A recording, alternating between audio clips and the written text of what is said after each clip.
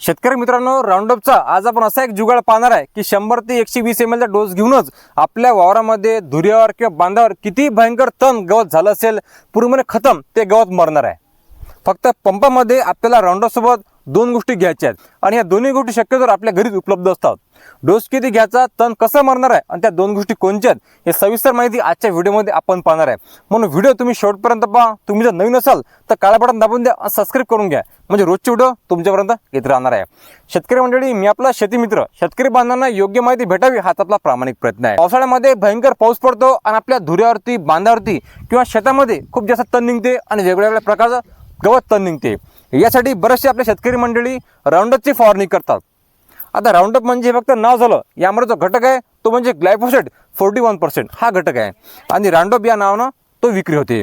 आता राऊंडअपची फवारणी करताना शेतकरी बांधव काय करतात की 200, 250, 300 ml पर्यंत डोस घेतात, पण तरी गवत तण मरत नाही।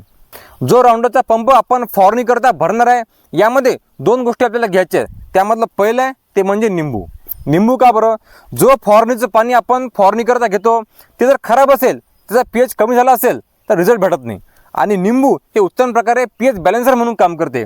जो पाण्याचा pH कमी झाला असेल तो बॅलन्स करण्याचं काम निंबू करते आणि म्हणून पाणी चांगलं असेल तर रिझल्ट चांगल्या प्रमाणात भेटतील। म्हणून पूर्णपणे असं पिवळं निंबू आपल्याला घ्यायचं आहे। शक्यतो आपल्या घरीच उपलब्ध असते। पूर्णपणे अर्धा घ्या किंवा एक घ्या, चांगला रिझल्ट तुम्हाला भेटणार आहे। दुसरं म्हणजे यासोबत घ्यायचं आहे 100 ग्रॅम युरिया।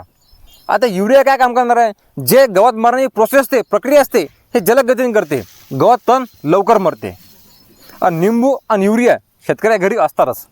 दोन्ही गोष्टी जर आपण सोबत घेतल्या आणि 100 ते 120 ml राऊंडअप घेतलं म्हणजे ग्लायफोसेट घेतलं तर गवत किती असो, लहान मोठं असो, पूर्णपणे खतम त्या ठिकाणी होणार आहे। कारण की 200, 250, 300 ml पर्यंत डोस घेऊन आपले पैसेही वाया जातात, हे जमिनी खराब कडक होते आणि निसर्गाची हानी होते।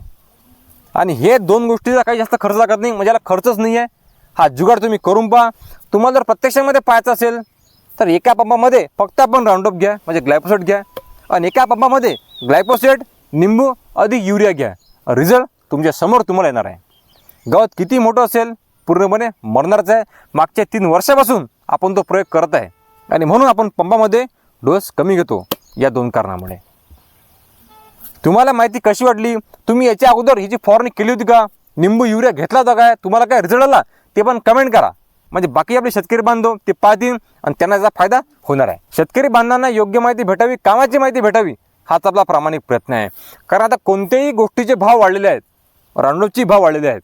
जर डोस कमी केला तर आपले पंप जास्त पडतात आणि गवती मरते आणि पैसे वाचतात। तर हाच आपला एक प्रयत्न आहे। तुम्हाला व्हिडिओ आवडला असेल तर लाईक करा, सबस्क्राइब करा। धन्यवाद। या व्हिडिओमध्ये आपण थांबणार येतच, परत भेटूया नवीन व्हिडिओमध्ये नवीन माहिती घेऊन। तोपर्यंत जय जवान, जय किसान।